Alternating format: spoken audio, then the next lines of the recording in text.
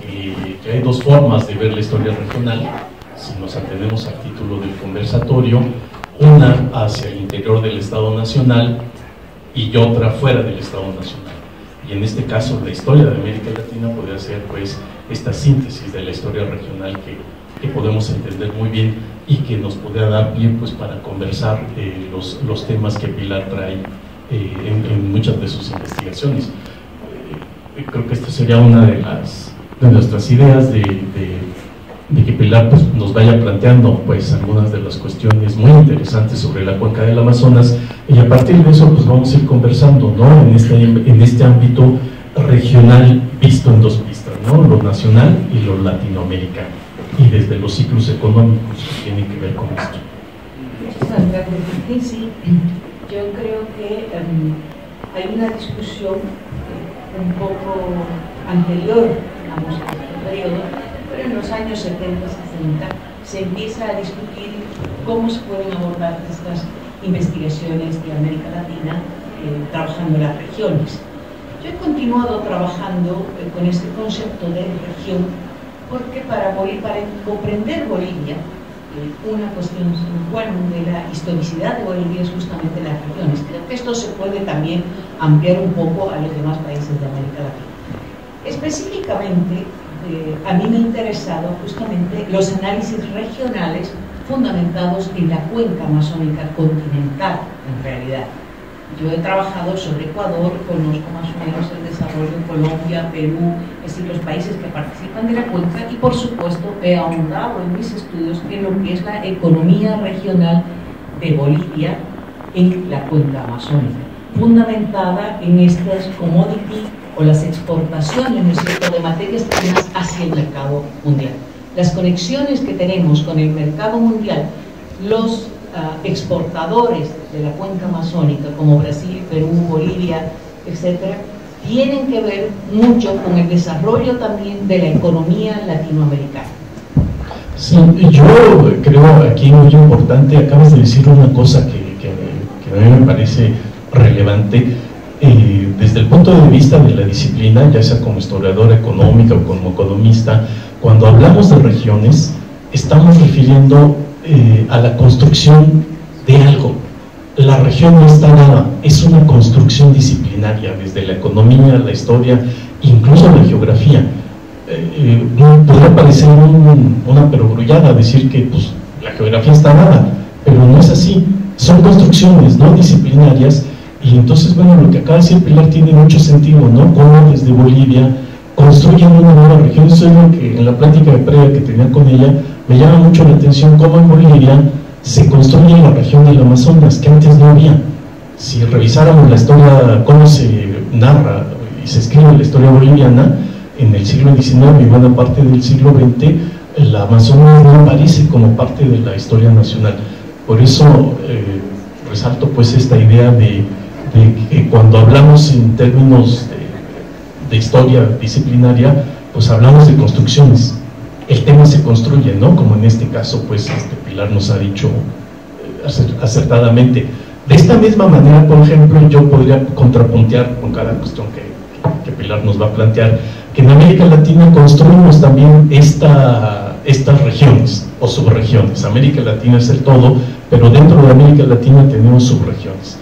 Y los países andinos, por ejemplo, serían una región, los países del Cono Sur serían otra subregión, Centroamérica y el Caribe otra, junto con México, y en fin, y así podemos ir construyendo todo esto, ¿no? Y en cada región tiene las características económicas que Pilar, pues bueno, encuentra en la Amazonas, pues las podemos encontrar en cada una de estas subregiones que les señalo de la historia regional latinoamericana. Sí, Martín, solamente que yo quiero apuntar una cosa, o sea, que evidentemente la región es un constructo, a veces subjetivo, dicen los cientistas sociales. En el caso de Bolivia, pero a partir de la Constitución de 2009 y la ley de autonomía, se ha construido formalmente. El Estado boliviano ha reconocido las macrorregiones en Bolivia. Y además, dentro de este constructo, ha reconocido específicamente a la Amazonía boliviana como una ecorregión estratégica del Estado boliviano. Es decir, A partir de la Constitución del 2009, en Bolivia nosotros empezamos a repensar las regiones como un proceso no solamente de constructo, digamos, subjetivo, sino como una realidad para un abordaje del desarrollo socioeconómico del país, ¿no? Eso creo que marca una diferencia, o podríamos decir que, por ejemplo, Colombia también ha incluido en su Constitución de 1994 a la Amazonía justamente como una región también estratégica de Colombia, ¿no? Son los países que mejor, digamos, han articulado esta idea de la regionalidad cuenca amazónica al interior de sus constituciones políticas del Estado, pero con perspectivas no solamente a la conservación de estos espacios, sino al desarrollo mismo de sus comunidades sociales. Me resulta muy llamativo, muy sorprendente esta cuestión del desarrollo político de los últimos años de Bolivia, que tengan esa visión. Por ejemplo, en México no tenemos esa visión de construir regiones estratégicas. Hay algunas cuestiones como zonas de desarrollo que se empezó a hacer desde el último gobierno de Peña Nieto, pero no con esta idea de geoestratégica, pues, ¿no? De una región en sí misma, ¿no? Y de darle la importancia a la región por lo que aporta al Estado y a la nación. Eso creo que sí es muy boliviano, ¿no? Eso es de llamar la atención. Sí, yo creo que es dentro de los lineamientos de la construcción de la nueva Bolivia en que se dan estas especificidades, digamos, que no se encuentran al interior de otros países de América Latina. Pero la regionalidad, como dice Corallo, ya en los años 70, ha sido una especificidad en general de América Latina, ¿no? Es decir, nosotros no podemos comprender América Latina si no comprendemos las regiones, si no comprendemos también los poderes regionales que se han conformado en América Latina. Y en ese sentido, lo que se gesta en la cuenca amazónica entre finales del siglo XIX y hasta bien entrado el siglo XX es eso, ¿no? Son poderes, emporios empresariales que están correlacionados con el poder, con el manejo por lo menos del poder político y económico de estas élites también que emergen regionalmente, que es muy común en América Latina. Tenemos todo el sistema sendatario, por ejemplo el sistema sendatario cacautero en Ecuador, ¿no? Y bueno, todos los sistemas también que se dan en la minería en general, México, mismo Bolivia, es decir, se dan estas especificidades, digamos, de estos procesos sociales, políticos, sobre todo elitistas. Me recuerdas mucho la conformación de América Latina como esta idea, como concepto que viene desde Simón Bolívar en la Carta de Jamaica, donde él anuncia, por ejemplo, esta regionalización y las subregiones que hay. La Carta de Jamaica sigue siendo un documento impresionante por la visión del Libertador y cómo se daba cuenta de estos problemas que mencionas, ¿no? La segmentación que él quería evitar de la gran región, de la nueva gran región, pues, que era la América Española, y que se da cuenta que vamos a terminar fragmentarnos, como Pilar nos acaba de decir, por estas fuerzas centrífugas o centrípetas, pues, que nos van a conformar en estas diferentes realidades nacionales, ¿no? Entonces tenemos un trayecto ya añejo de más de 2 siglos en ese sentido, y creo que cada vez la fuerza, pues, de estas nuevas actores regionales se muestra, ¿no? Y que el Estado Nacional muchas veces, que tiene otro proyecto, pero tiene que cambiarlo a partir de las realidades de las relaciones del poder en las localidades y en las regiones. Sí, estos constructos élites tradicionalmente, pero que permanecen, yo creo, perviven en el corazón de América Latina en general, es el dominio también del caciquismo político que acapara en las regiones y que tiene que ver mucho, obviamente, con las bases económicas. Justamente yo hacía un análisis en la cuenca amazónica boliviana, y un gran emporio económico como es la Casa Suárez, una gran empresa que tiene además sus similares, digamos, con lo que es la Casa Grande en Colombia. Es decir, son grandes empresas regionales que te manejan todo el poder económico de una región. Eso es muy significativo. En América Latina creo que podríamos extrapolarlo a varios de nuestros países. Pero Yo creo que la pregunta que puede estar esperando la gente que nos está escuchando es ¿qué ha dejado esto? O sea, ¿es un modelo válido? O sea, ¿qué es lo que vamos a ver hacia adelante? Eso podríamos empezar a... Sí, yo incluso lo que ya te quería preguntar es un poco más cómo a partir de la experiencia de tu trabajo al construir la cuenca del Amazonas podamos empezar a ver cómo son procesos, lo nacional boliviano en este sentido, que se asemejan con otras características en alguna de las subregiones de América Latina, o de México en específico, ¿no? Creo que eso también sería muy importante, ¿no? De que estableciéramos ese tipo de ideas. Por ejemplo, los ciclos económicos, ¿no? Que todos también sabemos cómo se articulan y cómo tienen sus periodos de auge y de decadencia.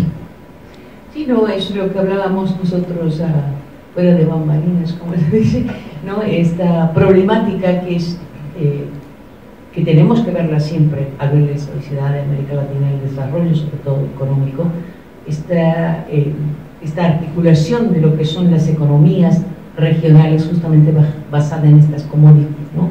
En materias primas que tienen que ver muchísimo con el desarrollo regional de América Latina y que, claro, tienen de base y de fundamento una serie de análisis que no vamos a discutir aquí, pero hay una serie de teorías.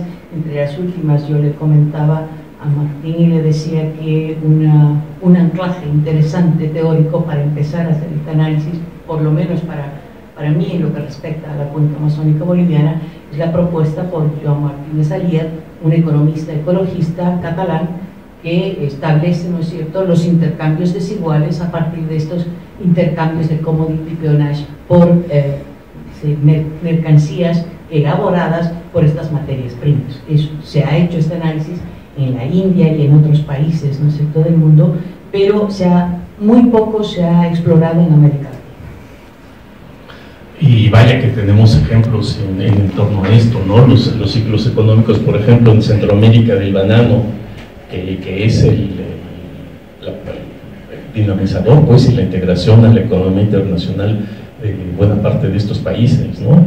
Entonces creo que tenemos eso. Lo mismo en México, por ejemplo, que ha pasado por diversos ciclos, desde la minería hasta el petróleo, y en fin, entonces podemos ir viendo cómo es característico de América Latina todavía esto, ¿no? Incluso los grandes países como Brasil y Argentina en Sudamérica no son ajenos a esta dinámica. Actualmente están metidos, sobre todo Argentina, en la exportación de soja, y ya hay un recambio, pues, uno de sus cultivos principales desde siempre, desde el siglo XIX, como fue el trigo. Ahora están produciendo más soja que trigo, incluso el terreno destinado a los pastizales también se está reconvirtiendo hacia el cultivo de la soja, ¿no? Los argentinos producen cada vez menos carne.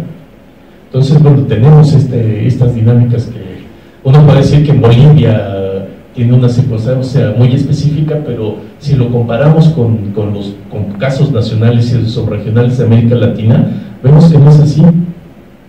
Correcto, ¿no? Yo creo que es así en general, y lo que podemos establecer es que justamente las grandes economías, digamos, con auges y crisis muy profundas, o sea, unos superauges y después unas crisis absolutamente drásticas, la realidad es que finalmente dejan espacios desarticulados de economías nacionales y dejan muy poco desarrollo también en infraestructuras. Pero no, nosotros lo podemos ver no solo en la cuenca amazónica, es decir, en el área minera andina, por ejemplo, ¿no?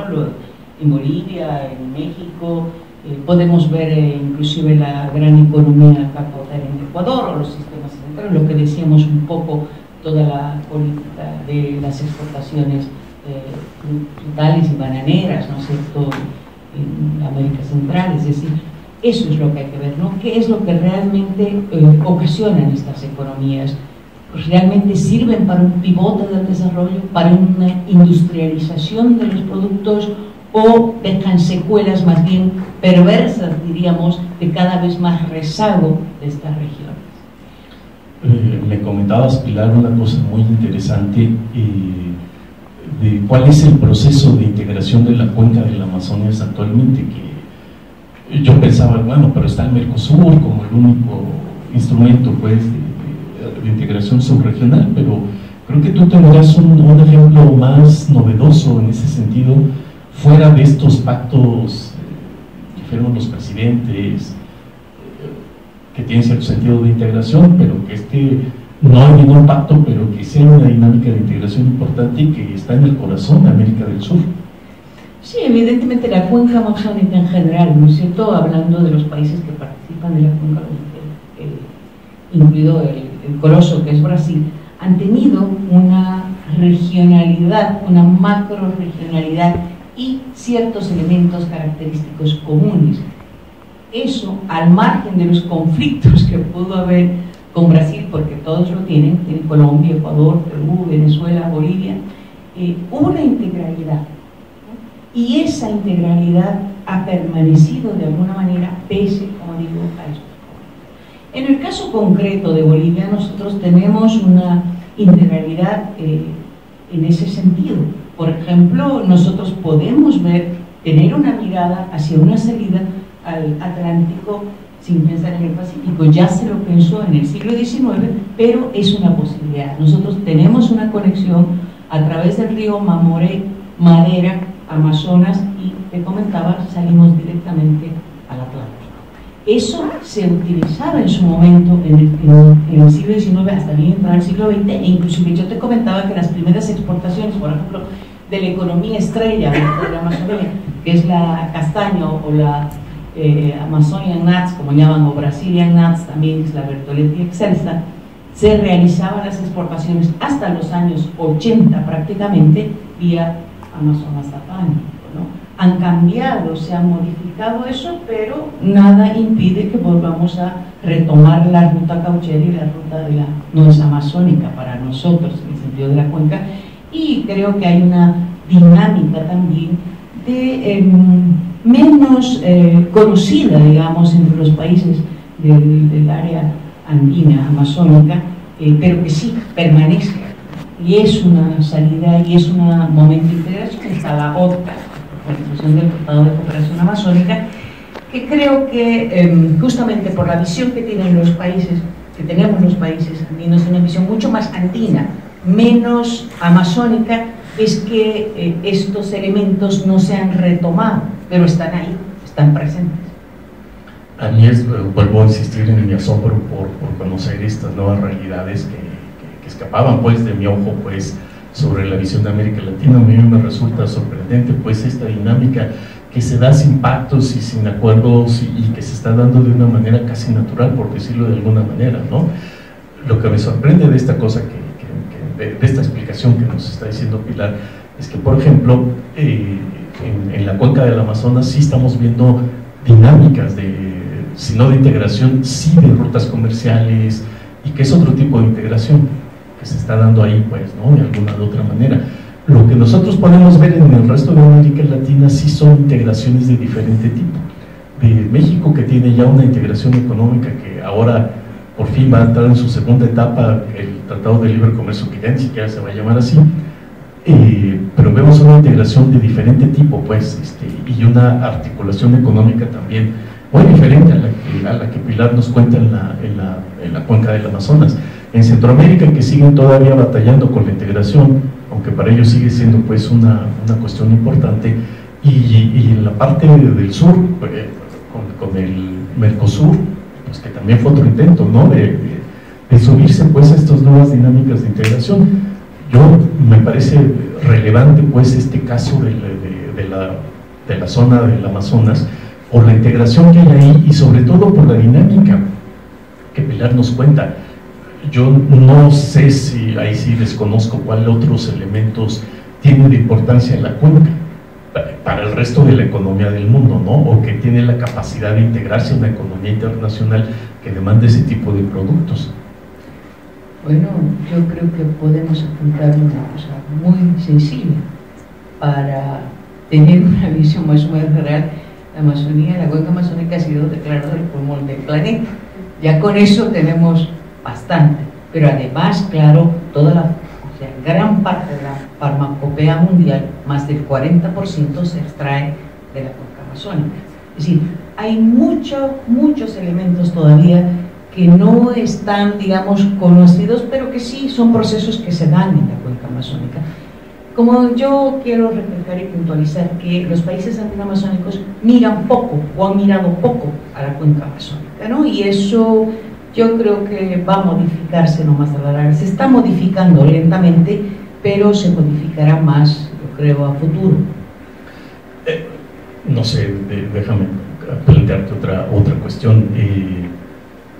Este desarrollo, pues, del Amazonas, que tú me comentabas que ya viene desde mediados del siglo XIX, pero yo te decía que, por ejemplo, Perú descubre que es un país amazónico hasta la década de 1960, y hay un intento de integración, ¿no? Incluso con uno de los gobiernos militares nacionalistas que tiene Perú en la década de los 70, hay un plan, pues, de integrar al país en sus 3 regiones que reconocen ya como tales, ¿no? La costera del Pacífico, el altiplano y las Amazonas, ¿no? Y esto para comentarte, pues, esta idea, ¿no? De que se le da, pues, una importancia y se reconoce como un proceso apenas que tendrá ya bien 50 años, ¿no? Sí, pero en realidad lo que ha sucedido con la cuenca amazónica es que eso un poco nos va a dar la visión de qué es lo que sucede con estos ciclos económicos que un poco habíamos comentado. Es decir, el momento en que el ciclo económico está en auge, está en una perspectiva, ¿no es cierto?, de un desarrollo, de un aporte además a la construcción económica de los estados que participan, la cuenca amazónica es muy significativa. Viene la crisis, viene, ¿no es cierto?, el abandono de ese commodity o de esta materia prima, y hay también un olvido, por así decirlo, ¿no es cierto?, de los estados respecto a las potencialidades o lo que puede producir la cuenca. Y claro, a partir de los años 40 en realidad es que empieza a ponerse en vigencia nuevamente esta cuestión de los espacios ecológicos, de los nichos ecológicos diferentes, y empieza la Amazonía a tomar una relevancia muy lenta, ¿no? En un proceso lento para los países que participan de la cuenca, pero en el ámbito internacional cada vez empieza a resurgir, digamos, de alguna manera, y creo que en el contexto de América Latina, y veremos ya también todo lo que abarca la cuenca amazónica en América Latina, va a ser muy significativo. Y yo creo que en una perspectiva hacia el futuro, para que vayamos concluyendo un poco esto, yo creo que los países van a ver mucho más a la cuenca amazónica de lo que ha estado sucediendo por lo menos 50 años.